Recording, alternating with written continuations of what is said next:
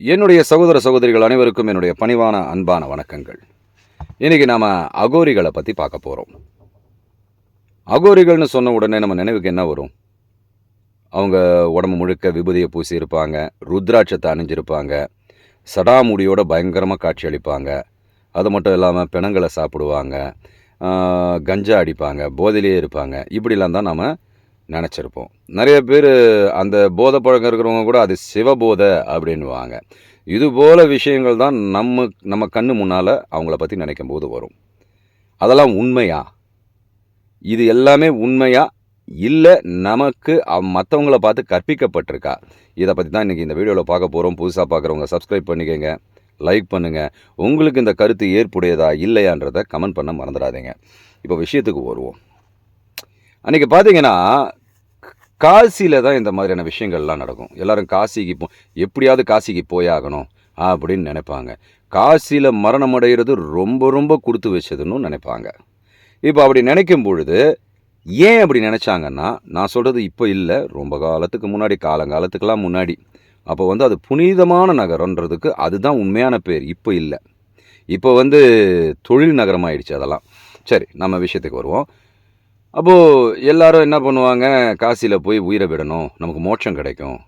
ஆக்சுவலாக நல்லா பார்த்தீங்கன்னா காசியில் போய் உயிரை விடுறதுக்காக போக மாட்டாங்க, அங்கே போய் கடைசி காலத்தை வாழணுன்றதுக்காக போவாங்க, அங்கேயே இறந்துடணும்னு நினைப்பாங்க.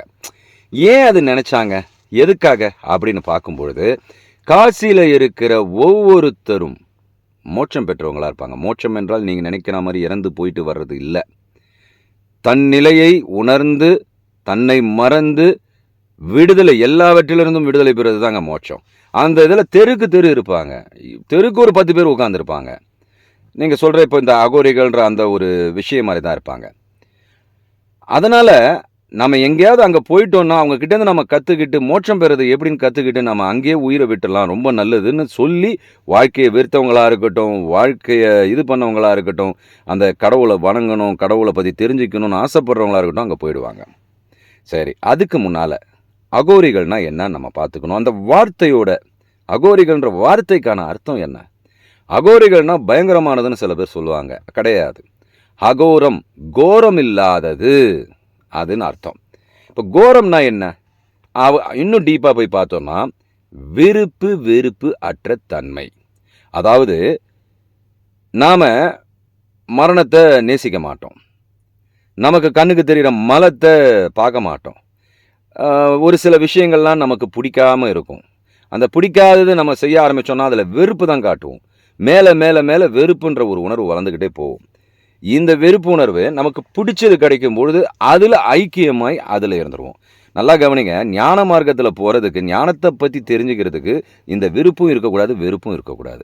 விருப்பம் இருந்தாலும் மயங்கி அதில் தான் சுற்றிட்டு இருப்போம், வெறுப்பு இருந்தாலும் அந்த வெறுக்கிறதுலே காலத்தை தள்ளுவோம். ஸோ இந்த 2 தன்மைக்கும் அப்பாற்பட்டு போகிறது தாங்க ஞானம். அதை செய்கிறவங்க தாங்க அகோரிகள். அதனால தான் உங்களுக்கு அந்த பேர் வந்தது. இப்போது இந்து தர்மத்தை பார்த்தீங்கன்னா, இந்து தர்மத்தில் நிறைய விஷயங்கள் இருக்குது. அதாவது நீங்கள் இந்த இந்து குஷ் மலைக்கு முன்னாடி இருந்தவங்க தான் இந்துக்கள், அதெல்லாம் நம்ம வேண்டாம். நம்மளுடைய இந்து தர்மன்றது பாரத தேசம், நம்ம இதை கடைபிடி எத்தனையோ கிளைகள் இருக்குங்க.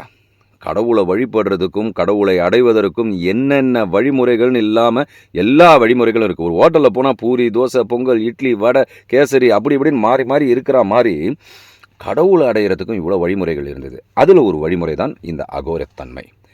இப்போ இந்த அகோரிய ஆகிறவன் என்ன பண்ணுவான்? அவன் பயங்கரமான, அதாவது அந்த முமுக்ஸுன்னு சொல்லுவாங்க, இந்த பயிற்சிகள், சாதனைகள் ரொம்ப பயங்கரமானதாக இருக்கும், தன்னை வருத்திக்க கொள்ளக்கூடியதாக இருக்கும். தன் நிலையை உணரத்துக்காக அவன் தன்னுடைய உடல் தேவைகள் அனைத்தையும் தியாகம் செய்கிறவனாக இருப்பான். இப்போது செஞ்ச பிறகு, அதை அடைந்த பிறகு அவன் உயிர் அந்த உடலை விட்டு பறக்கிறதுக்கு தயாராக இருக்கும். ஆனால் பறந்துருச்சுன்னு வச்சுக்கோங்களேன், ஒரு பிரச்சனை.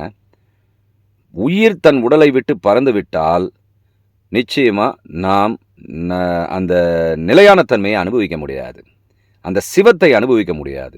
அந்த சிவன் என்பவன் உடல் இருக்கும்பொழுது தான் சிவனையும் அனுபவிக்க முடியும். ஒரு உணவு இருக்குது, அந்த உணவை சாப்பிட்றோம், அதோட ருசியை எது அனுபவிக்குது? நம்ம மனம் தானே. அந்த மனம் தானே உயிராக இருக்குது. அதை அனுபவிக்கக்கூடிய அந்த உயிரானது உடலை விட்டு பிரிஞ்சிருச்சினால் எல்லாமே எதையுமே அனுபவிக்க முடியாமல் போயிடும். சிவம் அப்படியே கரைந்து விடும். ஸோ, இத அனுபவிக்கிறதுக்கு உடல் தேவைன்றதுனால, இவங்களுக்கு அந்த அளவுக்கு அவங்க போன பிறகு, எக்ஸ்ட்ரீமுக்கு போன பிறகு, அந்த உயிரை தக்க வச்சுக்கிறதுக்காக, சாப்பிடாம கொள்ளாமலாம் இருப்பாங்க தெரியுமா? ஏன்னா இவங்கலாம் வந்து சாப்பிடாம இருந்தாலும் இயற்கையிலேருந்து அவங்களுக்கு தேவையான ஊட்டத்த அது உடல் பார்த்துக்கும். இருந்தாலும் அந்த உடல் பலவீனப்படும்போது, அந்த உடலை மந்தப்படுத்துவதற்காக மாமிசத்தை உண்டார்கள். இந்த மாமிசம்ன்றது வந்து ஒரு உயிரை கொலை பண்ணி இருக்கக்கூடாது அப்படின்னும் பொழுது, இறந்த உடல்கள் அங்கே வருது பார்த்தீங்களா? அதோடைய மாமிசத்தை புசிக்க ஆரம்பிச்சாங்க.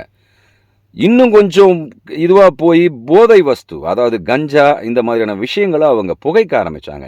ஏன்னா, அது உடலில் உயிரை தங்க வைக்கக்கூடிய மந்தத்தன்மையை கொண்டு வரும். ஸோ, இந்த ஆக்டிவேஷனில் உடல் இருக்கும் பொழுது உயிர் டக்குன்னு வெளியேறாது. இப்போது நார்மலாக ஒரு ஆக்சிடெண்ட்டில் ஒரு தப்பாக நினச்சிக்காதீங்க. ஆக்சிடெண்ட்டில் ஒரு உடல் போகுதுன்னு வச்சுக்கோங்களேன், அது அடிபட்டு கை கால் எல்லாம் பிஞ்சு மண்டையிலையும் அடிபட்டு எதுவுமே உடலே பிரயோஜனமற்ற தன்மைக்கு போன பிறகு தான் உயிர் போகும். அந்த மாதிரி இவங்களுக்கும் உடல் பிரயோஜனமற்ற தன்மையில் இருக்கிறதுனால உயிருக்கு பிரியறதுக்கு பார்க்கும்.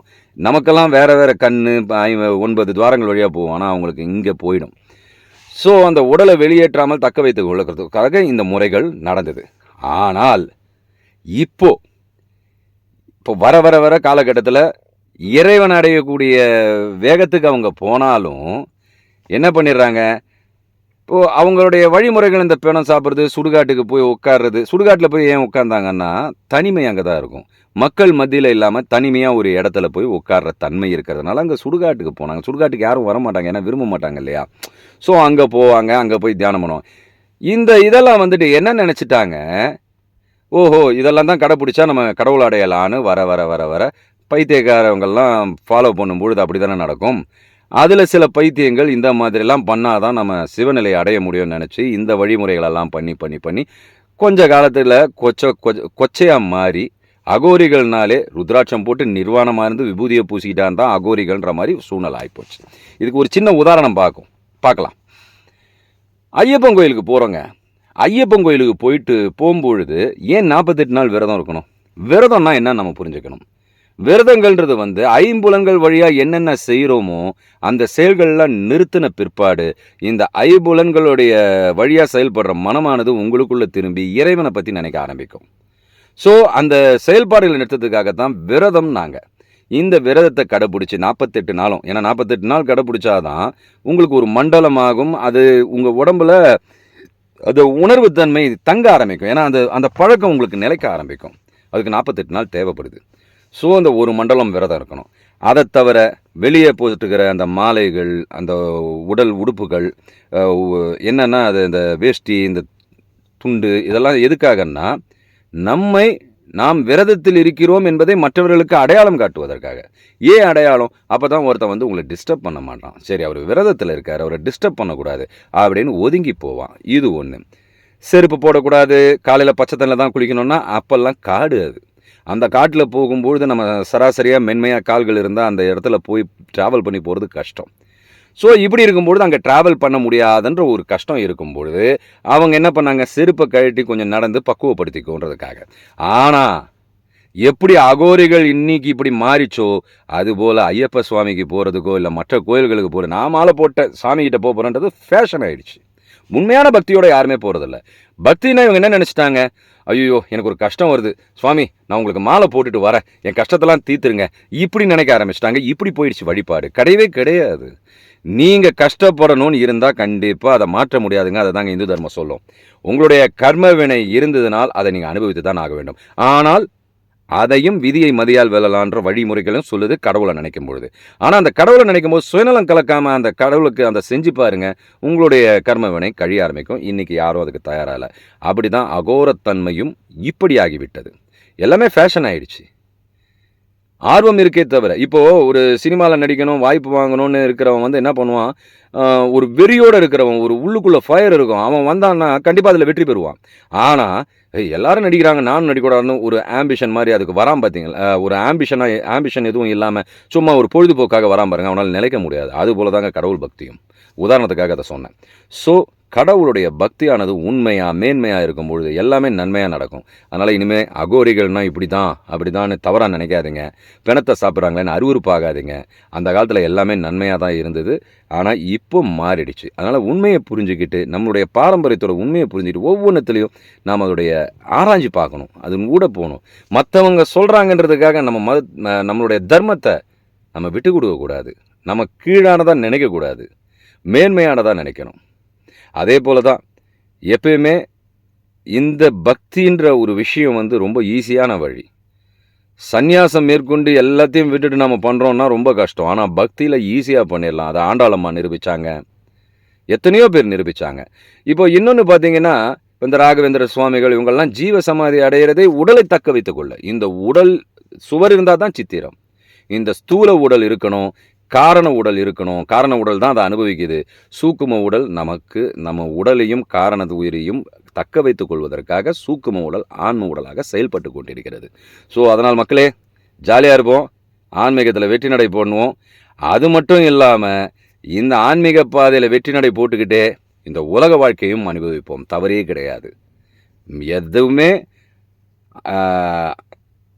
அளவு மிஞ்சினால், அளவுக்கு மீறினால் அமிர்தமும் நஞ்சுன்னு சொல்கிற மாதிரி இந்த வாழ்க்கையை அளவோடு ரசித்து வளமோடு வாழ்வோம். நன்றி, வணக்கம், ஜெய்ஹிந்த்.